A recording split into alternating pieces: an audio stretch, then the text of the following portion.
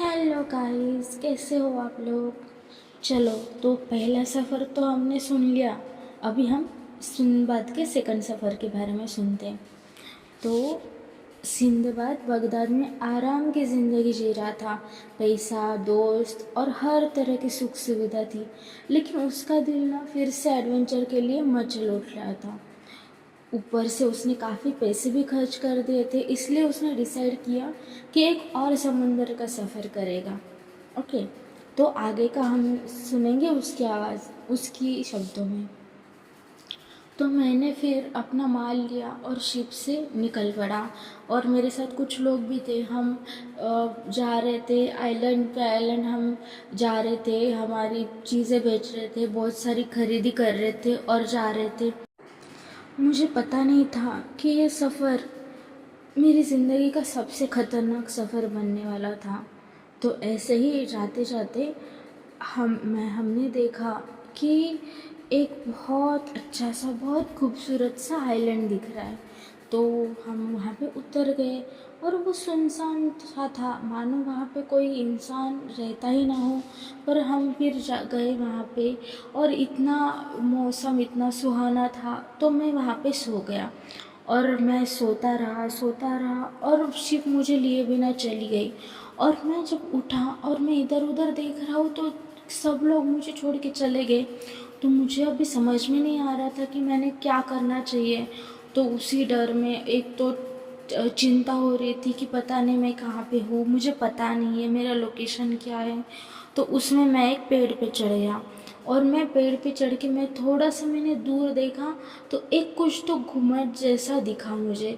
तो मुझे मन ही मन मुझे थोड़ा खुशी हुआ कि चलो, शायद हो सकता है वहाँ पे कोई इंसान रहता हो। पर वहाँ भी मुझे निराशा ही मिली, क्योंकि वो एक बड़े से पक्षी का अंडा था। और जैसे ही मैंने देखा, वो बड़ा सा खूंखार वाला पक्षी उस अंडे के आसपास घूम रहा था। तो मैंने बस चुप्पी से अपनी जगह पे खड़ा रहा।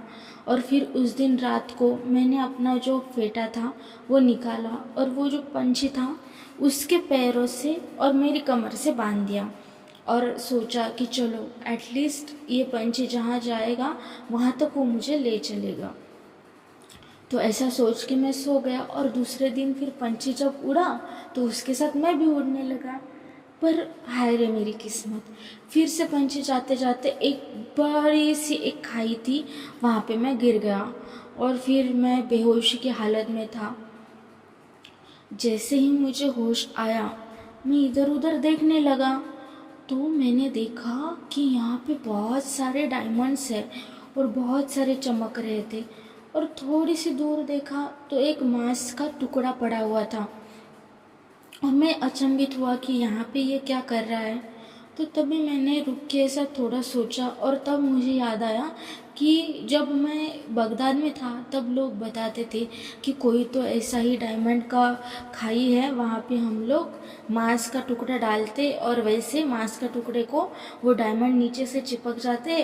और कोई तो पंछी जैसे उस टुकड़े को उठा के ऊपर ले आता है, तो वैसे हम डायमंड्स कलेक्ट कर लेते हैं। तो सिंदबाद के दिमाग में आइडिया चमका।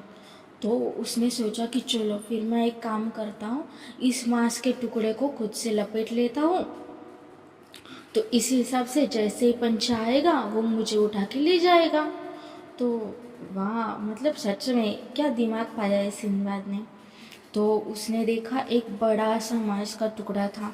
तो वो उसने क्या किया, पर उसने आसपास के बड़े बड़े डायमंड्स जो है अपने कमीज़ में डाल दिए। उस अभी ऑफ कोर्स अगर आया है तो उसने सोचा होगा कि आगे जाके मैं इनको बेचूंगा। तो फिर उसने वो अपने कपड़े शर्ट के अंदर डाल दिए और फिर वो मांस के टुकड़े को पकड़ के बैठा रहा। एक दिन गया, 2 दिन गया, कोई पंछी आके उठा ही नहीं रहा है। तो फिर मैंने, पता नहीं ऐसा हो रहा था ना कि क्या होगा, उठा के ले जाएगा नहीं जाएगा, या फिर मुझे ऐसा ही भूखा प्यासा मरना पड़ेगा। फिर ऐसी अचानक से एक पंछी आया और उसने मुझे उठा लिया। और तभी मैंने राहत की सांस ली। वो मुझे उठा के ले जाके उस पहाड़ी पे उसने पटक दिया। तो फिर वहाँ पे मैं साइड में ऐसा पड़ा रहा और फिर मैं उठ के देख रहा हूँ तो अरे ये क्या, ये तो सब लोग ट्रेडर्स लोग मुझे दिखाई दे रहे। तो मैंने ऐसा उम्मीद की सांसें ली कि चलो एटलीस्ट अभी मैं उस खाई में मरूंगा नहीं। तो फिर आस पर पता है क्या हुआ, आसपास के लोग मुझे देख के डर गए क्योंकि उनको लगा कि कोई आत्मा है या क्या है, क्योंकि वहाँ से उस खाई से कोई आज तक जिंदा आया ही नहीं था। तो फिर मैंने उनको बताया कि अरे ऐसा ऐसा हुआ। फिर उन्होंने फिर भी वो नहीं मानने को तैयार थे। तो फिर मैं मेरे पास जो बड़े बड़े डायमंड्स थे तो कुछ उनको दिए और उनको रिक्वेस्ट किया कि मुझे अभी अपने साथ ले चलो। तो उनको भी मेरी ऑनेस्टी पे बहुत ऐसा अच्छा लगा और फिर उन्होंने बोला कि ठीक है हम लोग मुझे ले चलते। और फिर उनके साथ साथ ये अच्छे से मैं अपने बगदाद शहर में फिर से आ गया। और इस तरह से मेरा सेकंड एकदम ख़तरनाक वाला सफ़र ख़त्म होता है। अगर तुम्हें लगता है ये सफ़र हैरान करने वाला था तो तीसरी यात्रा इससे भी ज़्यादा खौफनाक है। नेक्स्ट स्टोरी सुनने के लिए थैंक यू।